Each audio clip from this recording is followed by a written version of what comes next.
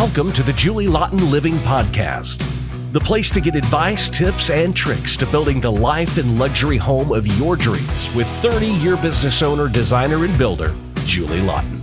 It all starts with a good plan. This is Julie Laughton Living. Welcome back to another episode of Julie Laughton Podcast. Today we're going to talk about oceanfront construction. What does it take to build on the water? And before we do, click on the 7 simple steps and check out my one-stop shop process. This 7 steps will explain exactly what it takes to get through this process and what you need to do, who you need to hire. Because if you don't have someone like me who truly provides a one-stop shop, you got to hire like 11 people.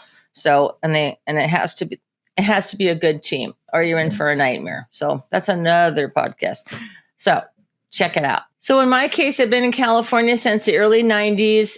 I started my business in Laguna Beach, and all my clients, I lived in Newport for a while, just so you know. It's funny, but I preferred Laguna because I like the view. I like the vibe of the view, because I feel like I'm in like the south of France or anyway. So the point is, I started my business in Laguna Beach, and 50% of my clients were Laguna Beach, and the other half was the Balboa Peninsula. I didn't really expand into a lot of areas of Newport. I was literally on the peninsula and the island, and on a little Crystal Cove, of course, in the beginning. But the fact of the matter is, I've done 40 homes on the peninsula. That's a lot. And then in 2015, I had 9 homes under construction at one time. So I think I still hold the record of how many homes on the peninsula. Just for those other contractors out there that like to compete, I still hold the record. So I will go around and count signs this year and see if I still hold the record. Just kidding, because our business is ridiculously competitive. And I, like most, I'm proud of my career. So, the point is, I've done a lot of work on the peninsula. So what does that mean? That means I'm an expert at working in the sand. Building in the sand does not, it's different. And if you don't know what you're doing, it's not fun, because you'll run into a lot of surprises like, oh, wow, there's water down there, 5 feet, 7 feet.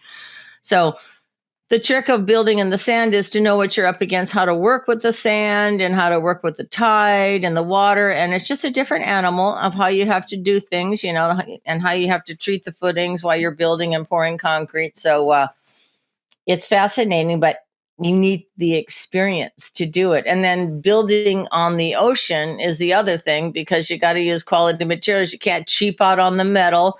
You got to use copper. You got to use sheet metal. That's quality, which is, again, copper or stainless. You can't use galvanized. So the most important person on an ocean builder is the sheet metal guy. I'll give a shout out to my favorite sheet metal guy, Atlas Sheet Metal, because you got to do it right, and those people have to do it right. So the build has to be, the most important part of the build on any house is what the client doesn't see. And then the rest of it is the products you do see, which is the siding and the windows and the paint job and the caulking. So it's got to be bulletproof and to withstand the weather elements. But after you build it, then you got to maintain it. So I don't care how great it is, if you don't maintain it. I have a house now that I just finished $1 million restoration because nobody maintained it for 20 years. It was a joke.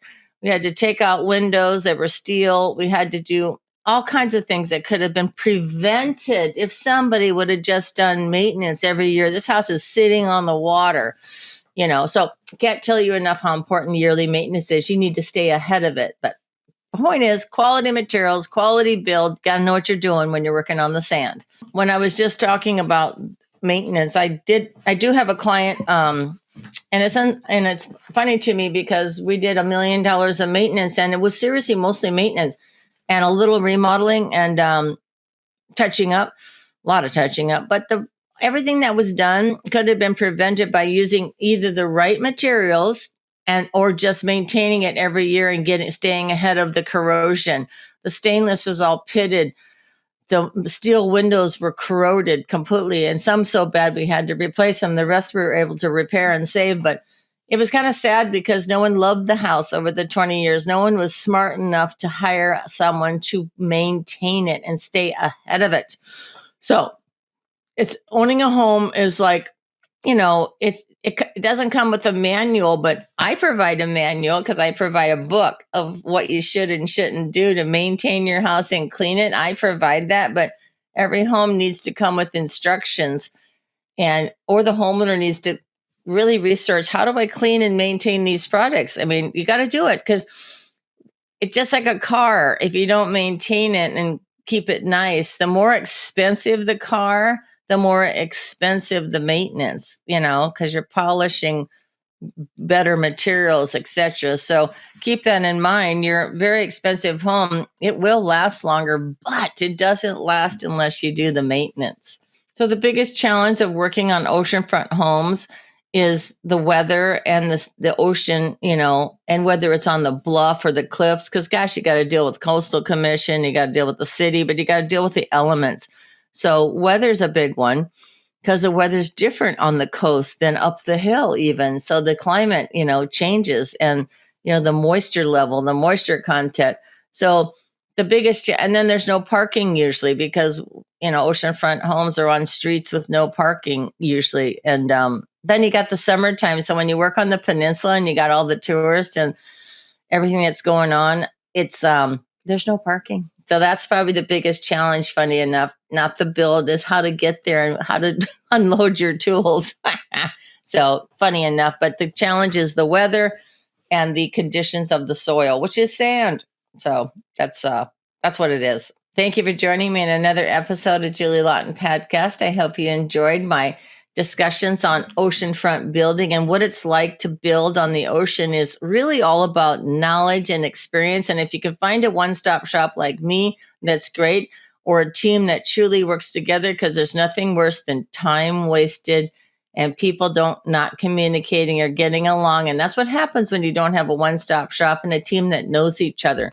So again, my best advice is find someone that is very experienced for oceanfront, because it's a different ball game doing that work, and they really need to know their city and their conditions. And for more information, check out my 7 simple steps of who you need to hire, what's gonna happen, and best of luck. And we'll see you on the next podcast. Thank you for joining us for this episode of Julie Laughton Living. For more information or to connect with Julie one-on-one, visit julielaughtonliving.com. And don't forget, it all starts with a good plan.